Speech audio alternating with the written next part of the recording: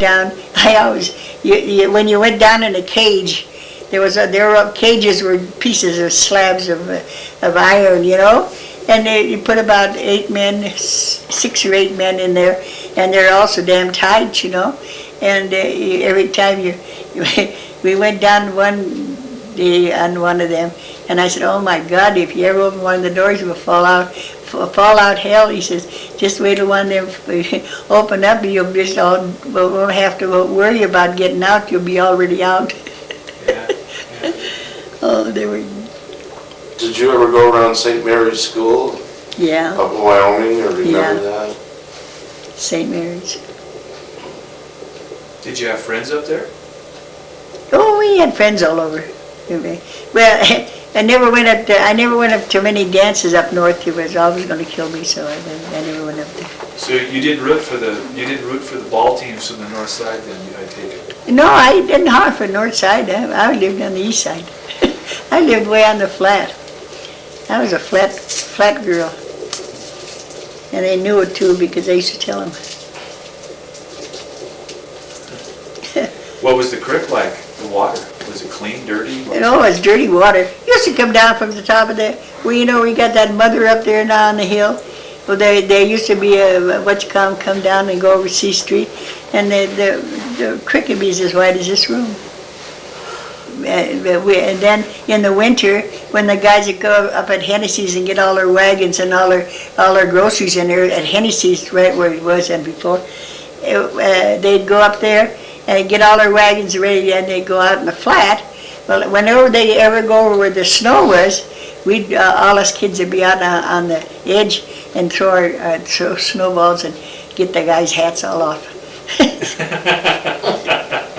They wouldn't want to come out towards the flat because there would be a whole gang of us out there with snowballs, sitting on the bank, right, waiting for the guys coming down all of them. Then what would you do, go across the creek, or? No, we'd just knock the guys' hats off, and they'd have to get out and get them, and we'd go someplace else. Did you play in the creek during the summer months? No, we weren't fish. We never stuck around very much. Yeah. We'd find something else to do. What did you do in the summer? Play ball or play some, take 4 of us, and we'd take the handle off of an iron or something and play, get a piece of wood and hit it. That's all. Just we played a lot of sports, we always did. I even ended up playing with Anaconda. 2 men players from Anaconda. One was a pitcher and a catcher, and the rest of us were all women. And we played Anaconda and beat them 6-4. So they had to buy us a dinner at the Anaconda. So we all ate pretty good. And you were a runner, you said? Yeah, I told them I was a player that sat outside, but I always played third base, and that was my place, third base. And every once in a while I catch the ball. Well, did you run? Did you compete as a runner? Did you run? And no, I was a skater, very heavy skater. I skated I'd go down at 10 o'clock, at 6 o'clock when the mother would wash the dishes. I'd run down to skate, and I'd skate till 10, then I'd come home, go to bed, and I did that for years and years. Were you a figure skater? No, the guy came in for Tommy Penaluna, and he was going to show him how to cut corners, because this guy was a skater, but he skated on long runs, no turning. So we were standing there one night, and he came over to me, he said, "You're a skater, aren't you?" I said, "Yes, I am." He said, "What, a fancy skater?" I said, "No, I'm a fast skater." He said, "Why aren't you a fancy skater?" He said, "You've got a good shape." I said, "That's what you think." But all we would do is get the kids that were fancy skaters and trip them all the time. We'd go down in the middle of the rink and give them a little fast stitch, and they'd fall down. Oh. Tommy was a good skater. He was. Mm-hmm. Him and I skated all the time. You didn't play hockey or anything like Oh, yeah, he was a hockey player. that? Were you a hockey player? Not me, no. I was just a guy hanging up. So why was hockey so popular in Butte? Well, it was a good game, and everybody liked hockey. Did the French Canadians play it? Oh, I guess that everybody got into sports, and they skated. But out now at the lake there, at the lake out there where that place was a great big dance hall. They had a great big dance hall, and what's come and take me out in the boat, and he said, "Come on," he throw a pillow in the boat, and he said, "Come on, and then I'll run you around the lake." And I'd stay on that for maybe an hour and a half, just running around the lake and listening to the music. And I'm the only one there, and him rowing the boat. And yes, and he had a little boy. And his little boy, he was really bad. He had something that when they put him in the streetcar, he'd climb the deal on the side. They'd have a net there, and he climbed that all up, and he wasn't all there, the poor little fella. But he always took me out in the damn old boat. Now who was this that took you out? Who took you out? The man that owned the boat. Oh. And just for a ride. I was a skater, and I'd skate all day. Then when I get out of the rink, we'd go out and he'd listen to the music, and I'd be with him. I wasn't married then. I was just with the kids. And what was who was playing the music? Who were the I don't know who. We had good bands here. We'd have the best of the West.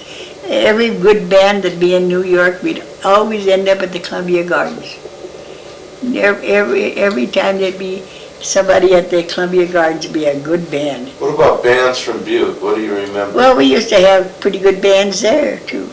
But the ones we'd always go to the big dances like. Do you remember some from Butte? Huh? Do you remember some of the Butte bands? Oh, I used to know quite a few of the players and that, but we just say, well, do the best you can do. What do you think? If we could learn a lesson from what's happened here in Butte, what do you think some of the things are that we shouldn't forget about Butte? Oh, I don't What know. you've seen, some of the good things. I just can't think. I always had a good time in Butte. I was in everything they had on, I try.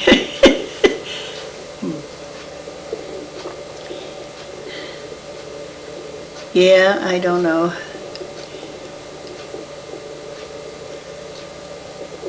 But when I get in here and they say it's Butte, I could scream because I come down Harrison Avenue and walk uptown every day.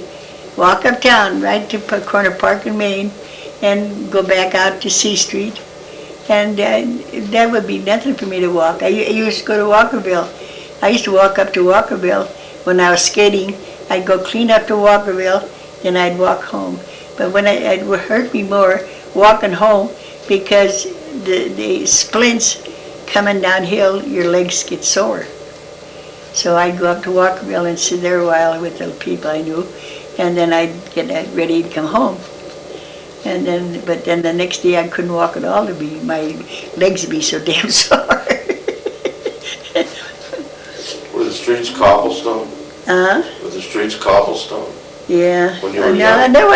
Now these streets here were all pieces of rock that big, all laying down in the middle of the streets. Oh. They were just rocks that big, and they're shaped like a watermelon, but not as deep, you know what I mean? They'd be about 4 inches, that would be. If the road had a bump in it, they'd take a little dirt out and put it out another rock there. But there was never any sidewalks, even on Park where Spillum used to have the place on the corner of Park and Main. They didn't even have, I can remember that, there was nothing but wooden sidewalks.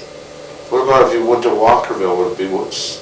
Well, it did. Sidewalks? In those days, we didn't go too far up. Well, I went to Walkerville later on when Casa Grande, when they lived in Walkerville. And they you know, up there now on the hill where they blasted there, and the hill is still up on top there. Some of the stuff that blew off on the road, Main Street Road there. And but that's where Casa Grande was raised. And his father was a fireman, and he worked at one of the mines there for a long time. He was a